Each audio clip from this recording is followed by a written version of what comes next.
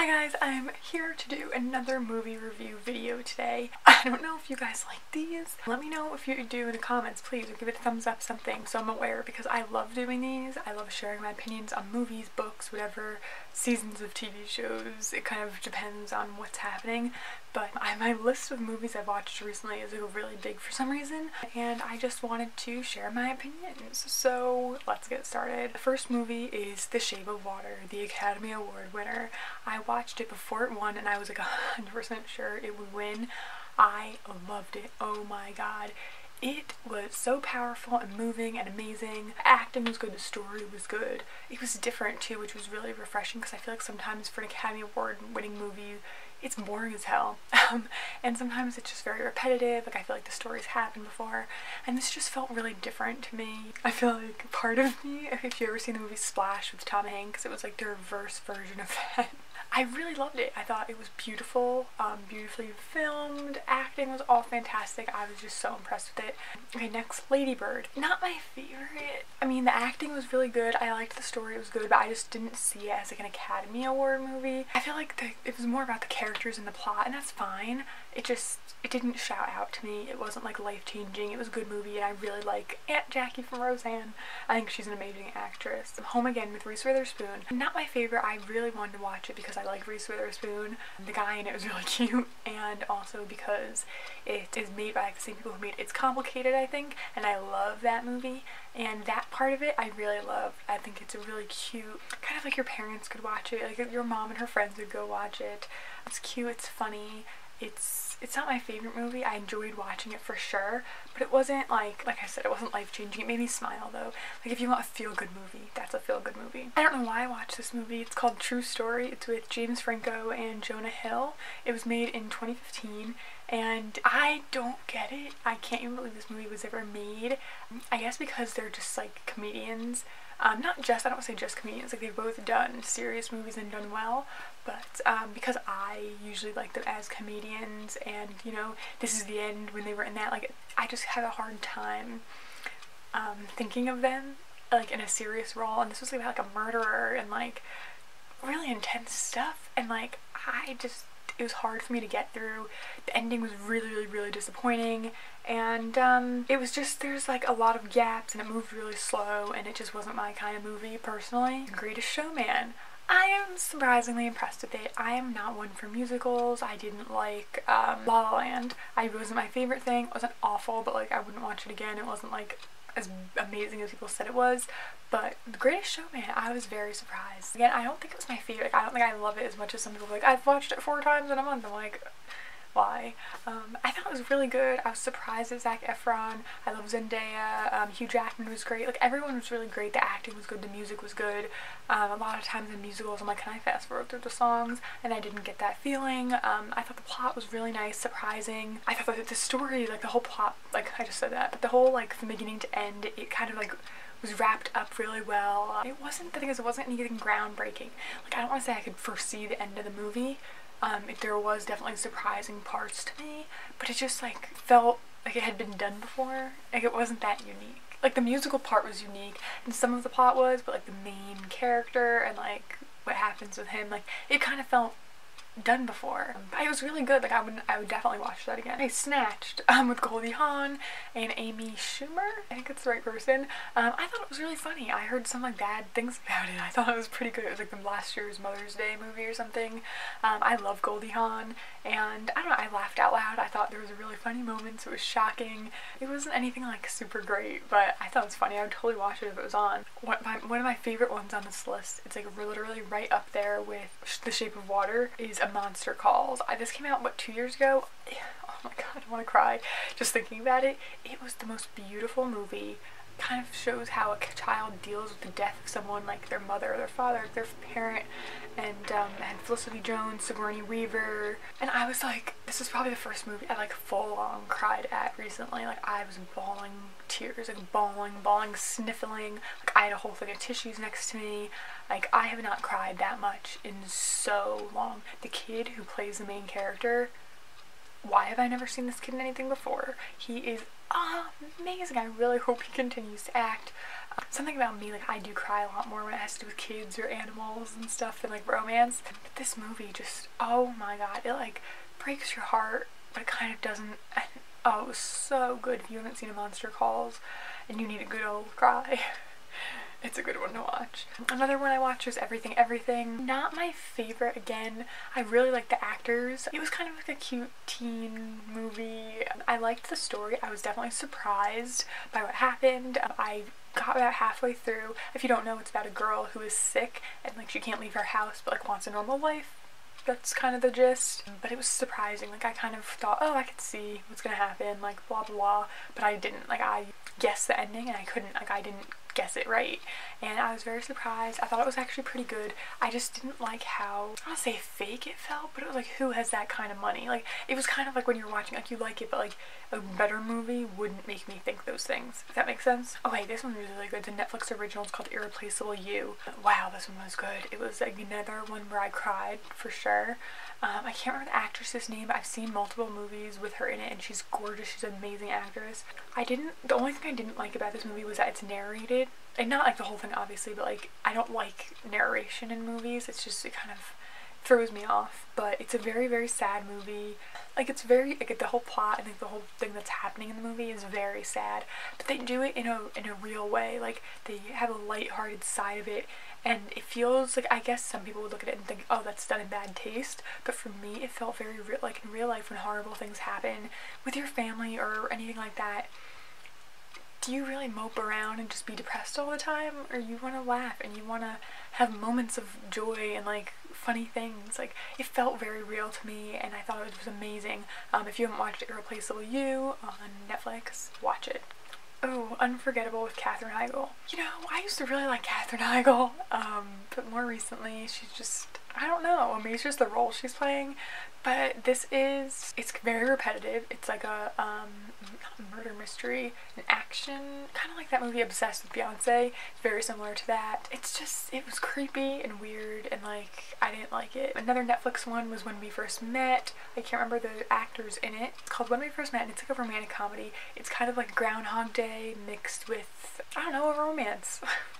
It's the kind of thing where like the same day happens over and over and like it can kind of get annoying. It was very cheesy, but I thought it was pretty enjoyable at the same time. 50 Shades Freed, the final 50 Shades Grey movie. I thought it was the best one of all three. I was not really a fan, to be honest. I liked Christian Grey. I really don't like what, Anna, is that her name? I don't like her character. It's not my favorite. I don't like that it's kind of like ripping off Twilight. I finally saw the connection though. I never really saw the connection until this final movie. I never saw their connection until this final movie. I just thought their acting had gotten a lot better. In this one, the story was better, it was more involved, more stuff was happening. I felt like the other ones went by so fast. This one did kind of too. It definitely was a very quick movie, but it was my favorite of all three by far. My Friend Dahmer. I couldn't make it through that movie, and I rarely say that. Usually even when I don't like a movie, I give it a chance. This one was about Jeffrey Dahmer, the serial killer. And it was about like before he became a serial killer, and usually that kind of thing, I love movies that are based on like true stories, and I find it very interesting and psychological, and I don't know, I usually find those kinds of like backstory things very interesting. I couldn't make it through this. It moved very slow, it was way too disturbing, and that's saying a lot. There's a lot of dead animals. I think that's something that threw me off too. It made me very uncomfortable. Another one, I don't want to say it's similar, but Dismissed with Dylan Sprouse. Oh wow. Like, if you think Cole Sprouse is a good actor, I think Dylan Sprouse did a very good job. It's about a kid in high school, Dylan Sprouse, who takes his grades very seriously, and if someone doesn't give him the grade he thinks he deserves, he flips the heck out. Gosh, is this movie dark. My dad watched it too. He's like, who is that stupid? But it was a very like cat and mouse kind of thing, like pushing each other's buttons and seeing how far someone's willing to go. It's very disturbing for sure, and I don't think if you're young or sensitive to things like that you should watch it, but if you are an adult and you can handle it, I thought it was very, very interesting. Oh my god, one of the best movies on this list, Peter Rabbit. I'm not one for kids movies. Like, I like Paddington, obviously was amazing, but a lot of times people are like, oh, that movie was so good. I'm like, really, was it? But Peter Rabbit was phenomenal. I haven't heard anyone talk about Peter Rabbit. I thought it was amazing. I genuinely think it was hilarious. I would totally watch it again and again. It is kind of, for me, it's a classic kind of movie like this. It's a family movie. I think kids and adults would love it. I enjoyed it immensely. I think you should watch it if you want to watch a movie like that. Goodbye, Christopher Robin. I think that one came out in England with Margot Robbie in it. And I thought it was a beautiful, beautiful movie. It's about the guy who wrote Winnie the Pooh and his family and his son, and it is based on truth but not really at the same time. Like, if you watch this movie and you want to know how much of it is true, you can look online and look at like Hollywood versus history, and it'll, like, there's a whole article about it. I love that kind of thing. Magical and sweet and sad and happy, and it was like family oriented but also in a dark way, and it was very beautiful. Okay, another one I loved was Tomb Raider with Alicia Vikander. I love her. She's one of my favorite actresses, so I wanted to see this so badly. I never saw the Tomb Raider with Angelina Jolie, Lara Croft, or whatever it was called, but this one was so good. I'm not one for action movies like so much. Like, I like some, but not all of them. This one was really, really, really good. It was very female empowering. Like, to be honest, I thought it was better than Wonder Woman. It's someone without money and the access and the gadgets and stuff, and she's just her doing what she thinks is right, what she wants to do. It's very passionate, and the character is so committed, smart and clever, and I don't know how else to describe it. It just felt more human than a lot of other movies that are similar to that, and I did like it was open-ended, so there could be another one, which I kind of hope there is because I love her, and I thought it was so good, especially closer to the end. Patriots Day. Another one that I really, really, really enjoyed. It has Melissa Benoist in it, and I've been watching like everything with her lately. I think they did this movie in a very respectful way, although obviously it's based on the Boston bombing. You know, I think they could have taken a turn for the worst, but they made it in a really respectful way. I didn't realize actually the main character in the movie, he's not real. They needed, I guess, a character to kind of be everywhere where everything happened, and like in real life there wasn't someone who was everywhere, so I thought it was interesting how they decided to do that. Another one, The Glass Castle. Now, I read the book first, and that is also based on a true story. It's a memoir, and I thought the book was phenomenal. It gave such an insight into this family's life of poverty and traveling and just living in a very strange way, and it showed their family and kind of why they were like that, and it just gave a lot more insight. The movie just kind of, it summarized the book in a way, and I think that a lot of movies do cut out bits, but this one, it merged things, and it took parts that weren't so dramatic, made them more dramatic. I guess that's what they do in movies, but they changed characters to be more dynamic, I guess, instead of more real. Like, the book was so real. Obviously it's based on a true story, but it didn't have that, like, those like shocking moments. It was more of like following someone's life. You know, in your real life, do you have those shocking moments as much? And I don't know, the movie just wasn't great. I'm sure if I saw the movie and didn't read the book, the movie would be good. The acting was really great. Woody Harrelson's in it, I love him. But the book was much, much, much better. The Alienist, I finished that limited series on TNT. I think I talked about this before. It's very dark with Dakota Fanning and Luke Evans, and it was very dark. The ending was not as good as I wanted it to be. Like, it really built up a lot for kind of a letdown, but I kind of want to see a season 2. I just think the acting was so good. Like, the three main characters, they really cast that really well. Sundogs on Netflix is another Melissa Benoist movie. She shared it on Instagram, and I was like, oh, I want to watch it. And it's, I don't say it's about 9/11, but it's about a guy who has brain damage of sorts, and he wants to join the military, and instead of the military actually telling him, you're never going to be in the military, they kind of let him go on his own and like lie to him. And it's very interesting. The acting again is very good. Seeing Melissa Benoist, who plays Supergirl, play characters like this is so amazing. Like, she is just such a good actress. But it's really good. It's on Netflix. It's a quick movie. It's more of a drama, I would say. Love Simon. I read the book. Really liked it. The only thing I didn't like about the book was that the author, the plot I think was good, and the characters were good, but the conversations, the dialogue is where it got me. Even the way the main character thinks, because It's just the dialogue kind of felt cheesy and not real. And I thought, okay, when I watch the movie, maybe they'll cut that down. And like the people who made the movie really know how real people talk better. They did not do that. The movie just, it kind of, I don't want to say it fell flat. It was interesting, and I think if I definitely didn't read the book, the movie would have been very good. But because I did read the book first, the movie didn't just cut things out. Like, there was a character they completely got rid of in the movie, which made sense to me when I first noticed that in the beginning. I thought, okay, well, you know, that makes sense to me. It was a character in the book who, you know, had a good role, and I think it was an important character, but removing her didn't take away from the story. But the thing I didn't like is in the movie they completely changed things. Instead of just cutting bits out that were unnecessary, they changed, one character was in love with someone, and they changed completely who this character was in love with. There was a moment in the book that was so beautiful and touching and like made me cry, and I actually read probably the last third of the book in one night. I stayed up till 2 in the morning because the end of the book was so much better than the beginning. And I was just, like very like, oh my god, this is so cute.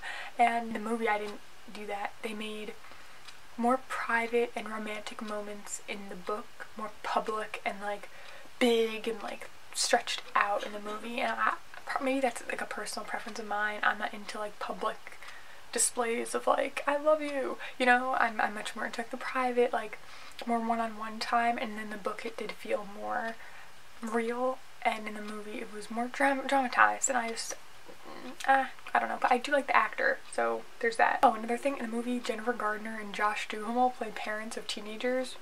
No. You know, they're great, they did a good job, but they're way too young to play the parents of teenagers, and it felt wrong to me. Okay, 2 more. First Wives Club with Goldie Hawn, Bette Midler, and Diane Keaton was very good. I thought it was like a really, really fun, like female empowerment movie. It was hilarious. And I think it really showed something that we need to see now. Like, I think that movie should be re-released in theaters now so more people see it, because it showed not just getting justice for when men do something wrong, but it also shows that women, the best thing we can do is help other women. And I don't know, I thought it was really great, and it was fun, and it was unique, and I thought it was really good. And then A League of Their Own. Oh my god, how did I not see this? A, I love Tom Hanks. B, everyone else in the movie was fantastic. And Madonna, Rosie O'Donnell, like, are you serious? I'm actually thinking of writing an entire article on this movie, so I'll link that below if I do, and if it's up by the time this video goes up. But it was just a very empowering movie about sisterhood, and it's pretty much like a women's baseball team in the 40s, and I love that time period, but also the acting was fun. The whole situation, it was really beautiful, and it's my kind of movie. That was the last movie on my list, so I do hope that you enjoyed this video, and let me know in the comment which one of these movies you're considering watching now, and that's it. So I'll see you next time. Bye.